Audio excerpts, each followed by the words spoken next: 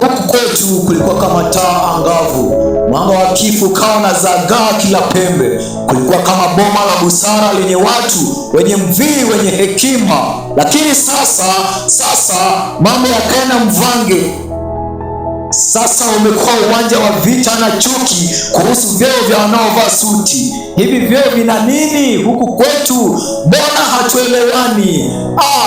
Nimechoka kwa kutokuwa makini maskini. Eti usipokuwa makini utakuwa maskini. Na Mathayo anasema, mimi ndimi nijuaye kila pembe ya huku kwetu, kwa mpigo wa simu tu utakuwa umerudi ulikotoka. Hizo ndizo kauli huku kwetu, zinatisha, zinachosha, zinachusha. Na maana anasema, mtakiona nyinyi hamnijui. Tunaogopa, tunajikunyata kama kifaranga aliyenyeshewa. Sisi tunaogopa, mtokoe jamani. Tutafanikiwaje ikiwa kila mwamba ngoma anaivutia kwake? Viongozi wasio na umoja wamegeuza huku kwetu kuwa shujaa wa shida. Wamevutana vyeo vyao, wakavunjavunja vyumba vya vuguvugu la umoja.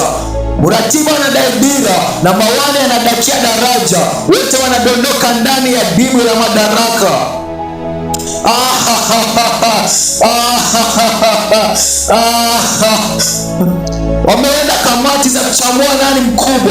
Wameenda kamati za kuchambua nani mkubwa, wakati wenye sare wanachambuliwa na mitihani bila msaada. Wameweka mikutano ya majibizano badala ya mipango ya maendeleo, wakijisifu kwa majina marefu na matamshi magumu, eti chairperson of committee ya curriculum coordination and control. Lakini nyasi zinazidi kuumia. Tatimika giza. Mikutano ya majibizano badala ya mipango ya maendeleo, wakijisifu kwa majina marefu na matamshi magumu, eti chairperson of committee ya curriculum coordination and control. Lakini nyasi zinazidi kuumia, malalamishi yanazimwa, taratibu taa zinazimika, giza.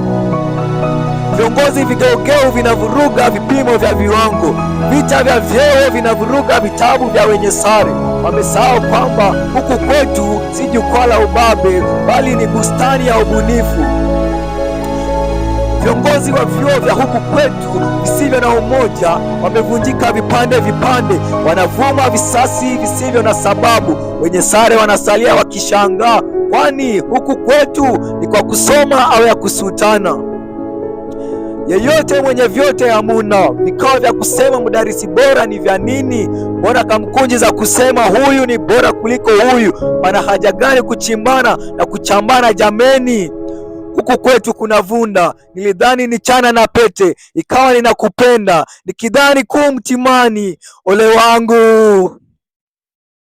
Siku moja mtaelewa kuwa ukubwa si kupanda ofisini kwa suti, bali ni kupandisha ubongo wa wenye sare, kwamba nguvu si kuamrisha bali kuhamasisha, na kwa kiongozi wa kweli si kushindana kwa maneno bali kuungana kwa malengo.